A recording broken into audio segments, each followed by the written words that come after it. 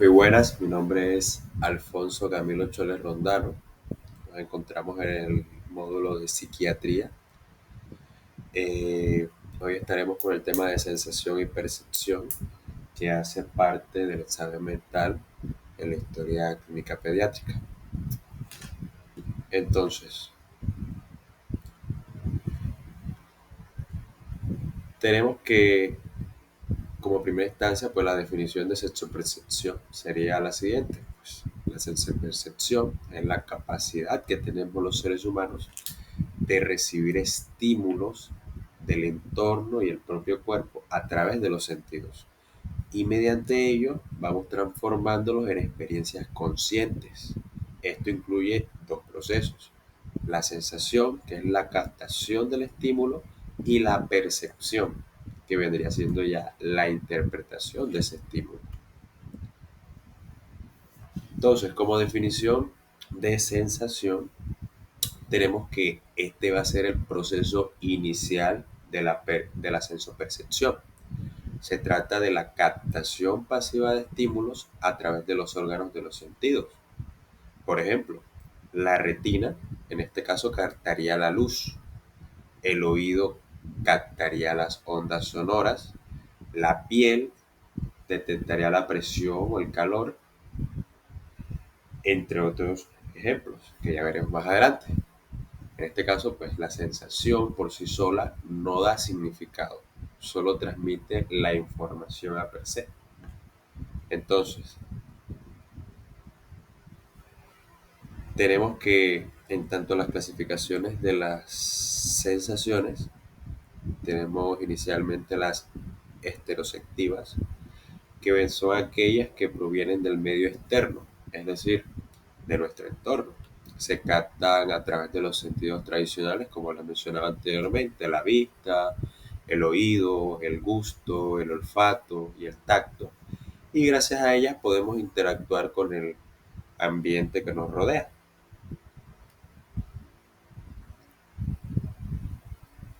Encontramos diversos estímulos, como lo son los acústicos, luminosos, los químicos, que vendrían siendo cómo se clasifican esos estímulos, que van muy ligados pues a los sentidos que tenemos.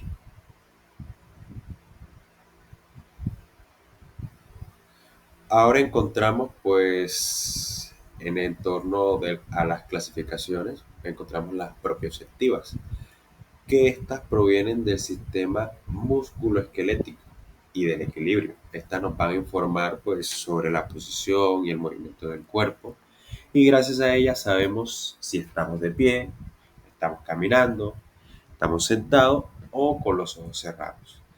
Esto pues sin necesidad de mirar. Eso hace parte importante de lo que vendría siendo la propioceptividad. Entonces aquí participan los receptores musculares, articulares y, como importante, el sistema vestibular. Este incluso lo podemos localizar en áreas somáticas del parénquima cerebral.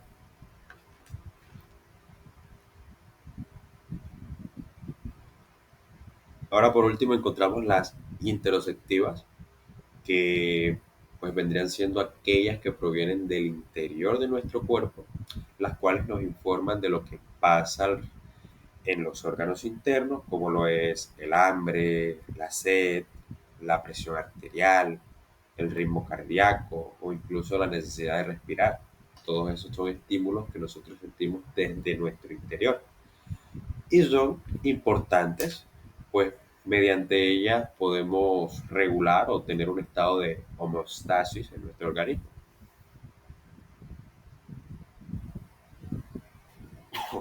Bueno, ahora pues en tanto a la percepción, vendría siendo el proceso mediante el cual interpretamos y damos significado a las sensaciones.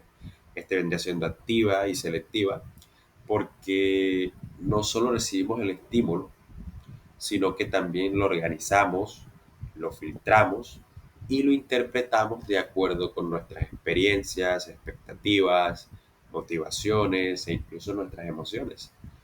En resumen, ¿qué vendría siendo la percepción? Esa sensación capta el estímulo y la percepción lo va a convertir en una experiencia consciente para darle sentido a ese estímulo que captamos inicialmente.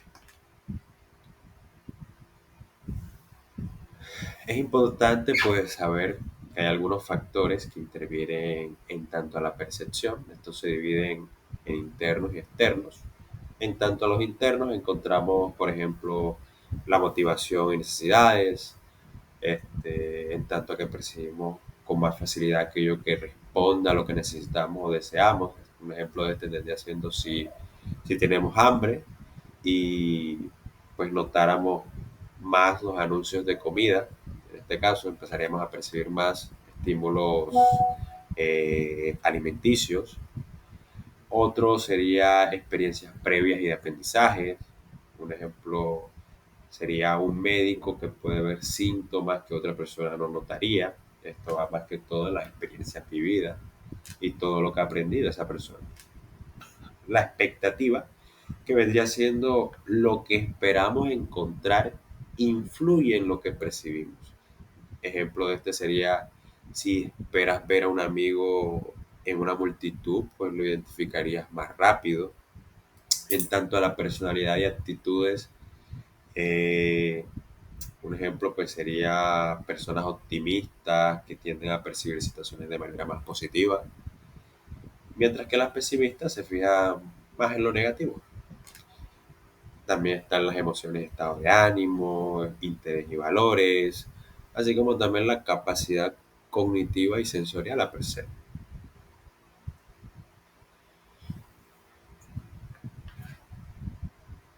En tanto a los externos, pues aquí encontramos la intensidad del estímulo, en tanto que hay variables en cuanto a esos estímulos, en tanto si es más brillante, más ruidoso, más llamativo, y eso hace que se capte una mayor atención en ese estímulo. El tamaño del estímulo también es importante, en tanto a los objetos, ya sean de mayor o menor tamaño. El contraste, pues también sería un importante, porque vendría siendo un estímulo que difiere marcadamente de su contorno, por ejemplo, el color, la forma o incluso el comportamiento. La repetición también sería importante, porque este vendría siendo como un estímulo presentado varias veces y que tiene más probabilidad de ser percibido y recordado, por la experiencia, como le mencionaba en los factores anteriores. El movimiento también importante, pues, todos los objetos en movimiento que llaman más la percepción que lo común o lo rutinario. También encontramos la proximidad y la agrupación, que vendría siendo dado por estímulos cercanos en tiempo o espacio que tienden a percibirse como relacionados.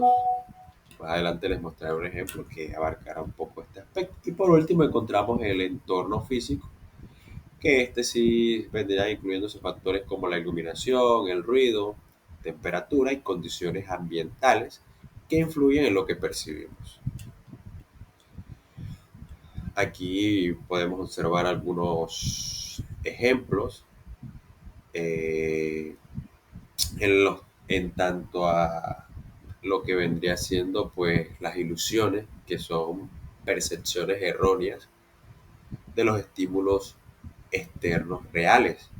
Esta imagen que podemos ver del lado derecho nos muestra una imagen en 3D en la cual podríamos percibir una diferencia en los tamaños, cuando en realidad nos encontramos con estructuras o una figura de igual tamaño. Pero todo depende pues de la perspectiva en la cual lo veamos. Podremos identificar que realmente es una falta o una percepción errónea, que no vendría siendo patológica.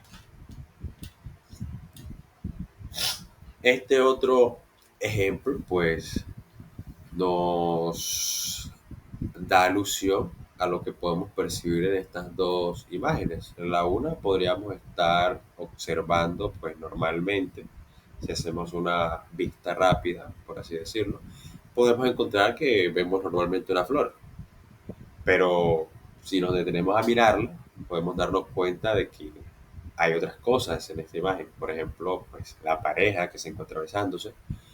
O en la otra imagen, pues una mirada rápida o lo que alcanzamos a percibir, pues podrían ser hojas, o en caso pues de ser más analítico o dedicarle un poco más de tiempo, podremos analizar que en la imagen se encuentra una mujer recostada. En esta otra podemos observar inicialmente que nos encontramos frente a una imagen donde nos muestra granos de café. Pero, ¿qué pasa si mencionamos que en esta imagen hay la cara de un hombre? Es ahí donde entra la percepción y la sensación para poder identificar esos estímulos y poder analizar los diferentes contornos, tonalidades para poder identificar ese rostro. Es ahí donde podemos identificar y poder concluir qué podemos observar en la imagen. Entonces, hay unas bases biológicas en tanto a la percepción y esta, pues, como les mencionaba anteriormente, depende de los órganos de los sentidos y de su conexión con el sistema nervioso. Cada órgano está especializado en captar un tipo de estímulo. Tenemos los ojos que reciben la luz, pues, mediante la retina y mediante un conjunto de conexiones a nivel neuronales y interconexiones para poder llegar a su centro integrado, que vendría siendo eh, el lóbulo occipital, y poder generar la imagen y guardarla claramente. También encontramos los oídos, los cuales captan ondas sonoras para la audición y el equilibrio. La piel, la cual va a percibir el tacto, la presión, la temperatura y el dolor, esto mediante células especializadas nerviosas presentes en el tejido tegumentario. La lengua, la cual, como sabemos, identifica los sabores y esta pues se encuentra integrada con múltiples nervios en tanto a los pares craneales, tiene principal implicación para su integral funcionamiento. Así como también encontramos la nariz, la cual va a detectar olores, esto también hace parte pues, de los pares craneales, en tanto al primer par. Todos estos estímulos son transformados en impulsos nerviosos que viajan al cerebro, donde finalmente se procesan y se convierten en experiencias conscientes. Sin esta base biológica, pues la percepción no sería posible. Ahora, en tanto al funcionamiento psicológico normal, se dice que en la vida diaria, pues el funcionamiento psicológico depende del buen desarrollo de los órganos de la sensopercepción. En este caso, pues tendríamos que gracias a la visión podemos leer, reconocer rostros y movernos con seguridad en el espacio. Con la audición nos podríamos comunicar, aprendemos idiomas, disfrutamos de la música. En tanto al olfato y el gusto, pues nos van a permitir disfrutar de las comidas, detectar peligros como humo o alimentos en mal estado. En tanto al tacto, pues este nos va a proteger frente al dolor, nos permite sentir texturas, experimentar contacto afectivo. Y por último, en tanto a la propiocepción y el equilibrio, nos hace posible caminar, correr o realizar actividades complejas sin necesidad de mirar constantemente nuestro cuerpo. Estos en conjunto, pues todos estos sentidos integrados hacen que podamos interactuar con el medio de manera eficaz y adaptarnos a nuestro entorno. Aquí encontramos, pues, ya entrando un poco a la parte patológica, a la parte de psicopatología, encontramos que encontramos las alucinaciones y los subtipos de las mismas, que veremos más adelante.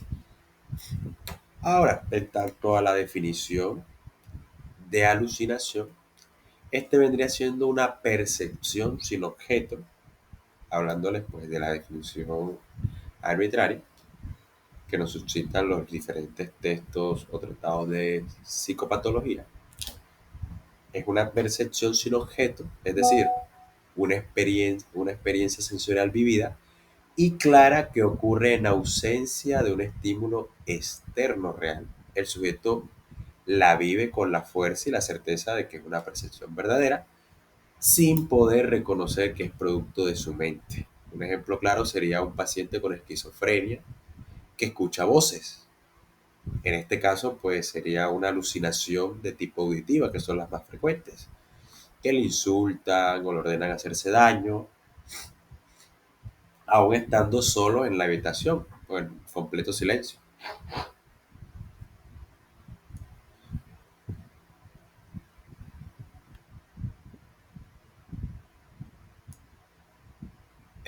Ahora entrando pues a los subtipos, tenemos las alucinaciones visuales, las cuales, como su nombre lo indica, hace alusión a los bultos, sombras complejas, con formas definidas, móviles, estáticas o coloreadas que pueden presentarse. Las alucinaciones auditivas, que son las que, como las mencionaba en la anterior, son las más frecuentes y suelen alucirse a voces, ruidos.